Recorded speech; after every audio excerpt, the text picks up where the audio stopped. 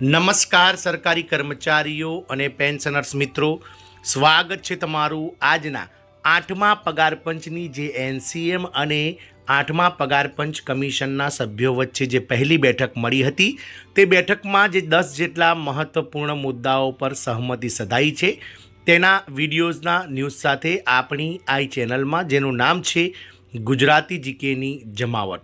તો 8મા પગાર પંચને લઈ અને સ્ટાફ સાઇડ એનસીજેસીએમ અને કહી શકાય કે 8મા પગાર પંચ કમિશનના સભ્યો વચ્ચે ગતરોજ પ્રથમ બેઠક યોજાઈ હતી, જેમાં ₹75 લાખ ગ્રેજ્યુટી, ઓપીએસ એટલે કે જૂની પેન્શન યોજનાને પુનઃસ્થાપિત કરવી, કેશલેસ સમાધાન વગેરેને લઈ અને કુલ 9 જેટલા મુદ્દાઓ પર ચર્ચા થઈ હતી અને કહી શકાય કે સહમતિ સધાઈ હોય તેવું લાગી રહ્યું છે.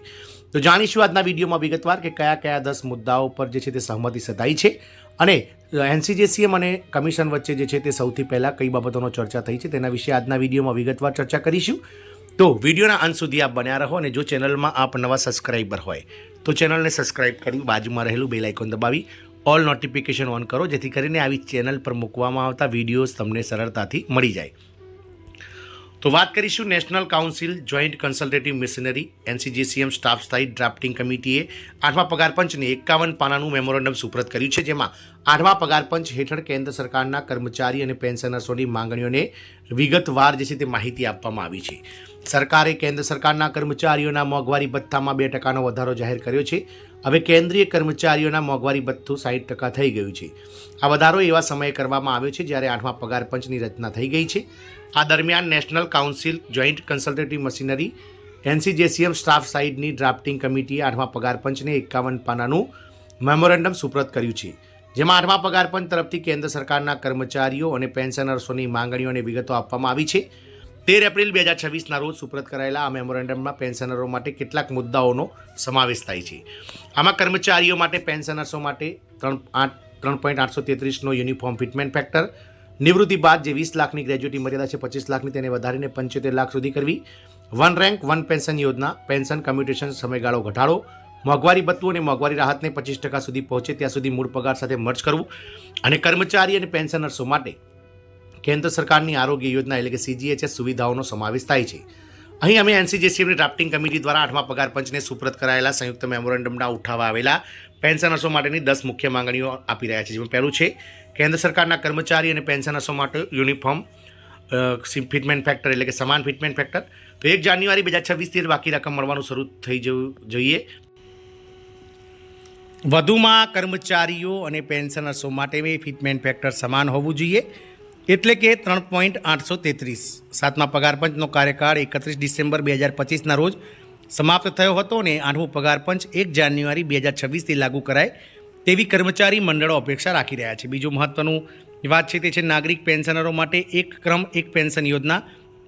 તો એનસીજેસીએમ ડ્રાફ્ટિંગ કમિટીએ વન રેન્ક વન પેન્શન એટલે કે એક ક્રમ એક પેન્શન ઓઆરઓપી યોજનાની જેમ નાગરિક કર્મચારીઓ માટે પણ પેન્શન યોજનાની હિમાયત કરી છે. આનો અર્થ એ થયો કે જે કર્મચારીઓએ 2016 પહેલાં રાજીનામું આપ્યું હતું અને પછી નિવૃત્ત થયા હતા તેમને સમાન પેન્શન મળશે જો તેઓ નિવૃત્તિ સમયે સમાન ક્રમ ધરાવતા હોય તો. ત્રીજી મહત્ત્વની બાબત છે એનપીએસ યુપીએસ પાછું ખેંચવું અને ઓપીએસને પુનઃસ્થાપિત કરવું. ડ્રાફ્ટિંગ કમિટીએ ભલામણ કરી છે કે 8મા પગાર પંચે રાષ્ટ્રીય પેન્શન સિસ્ટમ એટલે કે એનપીએસ અને યુનિફાઈડ પેન્શન સ્કીમ યોજનાઓ નાબૂદ કરવી જોઈએ, તેના બદલે જૂની પેન્શન યોજના ઓપીએસ ફરીથી શરૂ કરવી જોઈએ. તેમની દલીલ છે કે એનપીએસ એ વૃદ્ધાવસ્થામાં સામાજિક સુરક્ષાને અસ્થિર અને બજાર પરિબળો પર આધારિત બનાવી દીધું છે. કેન્દ્ર સરકારે 1 જાન્યુઆરી 2004ના રોજ એનપીએસ લાગુ કર્યું હતું, જ્યારે યુપીએસ 1 એપ્રિલ 2025થી અમલમાં આવ્યું હતું. ચોથી મહત્ત્વની માંગ હતી ગ્રેજ્યુટી એટલે કે ડીસીઆરજી મર્યાદા વધીને 75 લાખ કરવી.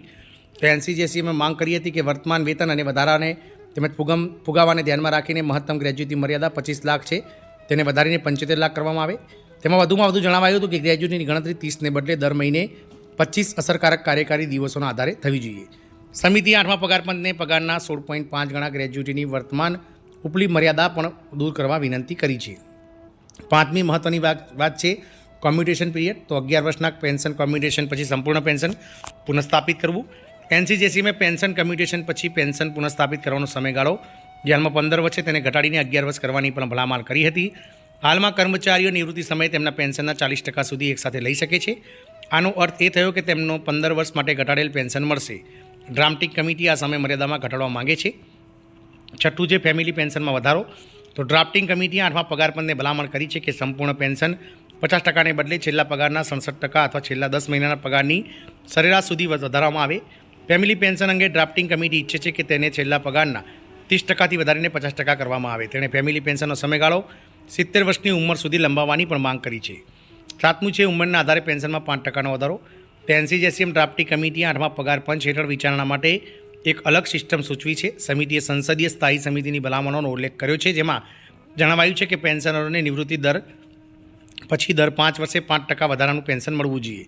તો ઉંમરના આધારે પ્રસ્તાવિત પેન્શન, તો ઉંમર 65 વર્ષ, તો છેલ્લા ખેંચાયેલા પગારના 70% એલપીડી, છેલ્લો પગાર 65 વર્ષ પછી છેલ્લા ખેંચાયેલા પગારના 70% એલપીડી, તેમજ 70 વર્ષ પછી છેલ્લા પગારના 75% એલપીડી, ઉંમર 75 વર્ષ થાય ત્યારે છેલ્લા પગારના 80% એલપીડી, ઉંમર 80 વર્ષ થાય તો છેલ્લા પગારના 85% એલપીડી, ઉંમર 85 વર્ષે છેલ્લા ખેંચાયેલા પગારના 90% એલપીડી, ઉંમર 90 વર્ષ પછી છેલ્લા ખેંચાયેલા પગારના 100% એલપીડી અપાય.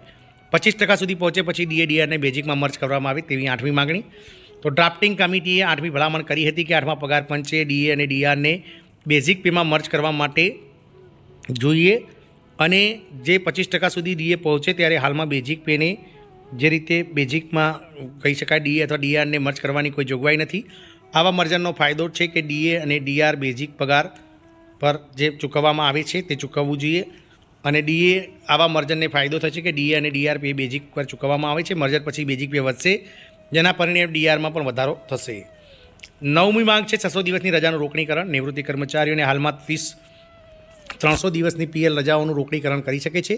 ડ્રાફ્ટિંગ કમિટીએ રોકડીકરણની મર્યાદા વધારીને 600 દિવસ એટલે કે 20 પગાર કરવાનો પ્રસ્તાવ મૂક્યો છે. તેમાં જણાવાયું હતું કે જો કોઈ સરકારી કર્મચારીએ 20 વર્ષ કે તેથી વધુ સમય માટે સેવા આપી હોય તો તેઓ ચોક્કસ નાણાકીય જરૂરિયાતોને પૂર્ણ કરવા માટે તેમની સંચિત રજાઓનો એક ભાગ જેમ કે 50% રોકડીકરણ કરી શકે છે. 10મી મહત્ત્વની સૌથી છેલ્લી મહત્ત્વની માંગ, સીજીએચ કેન્દ્રોનું 150 શહેરોમાં વિસ્તરણ. ડ્રાફ્ટિંગ કમિટીએ ભારતમાં સીજીએચએસ સુવિધાઓને હાલના 81 શહેરોમાંથી વધારીને 150 કરવાની ભલામણ કરી છે. 8મા પગાર પંચની ભલામણો અનુસાર સીજીએચએસ અને સીએસએમએ નિયમો હેઠળ આવરી લેવામાં આવતા કર્મચારીઓ અને પેન્શનરોને પણ કેશલેસ સારવાર સુવિધાઓ પૂરી પાડવી જોઈએ. તો આમ 8મા પગાર પંચની કમિટીની પહેલી બેઠકમાં એનસીજેસીએમએ 10 મહત્ત્વની બાબતો માટે સરકારને જે છે તે કહી દીધું છે કે આટલી ભલામણો જે છે તે કર્મચારી મંડળોને જોઈશે ને જોઈશે. જય હિન્દ, અસ્તુ.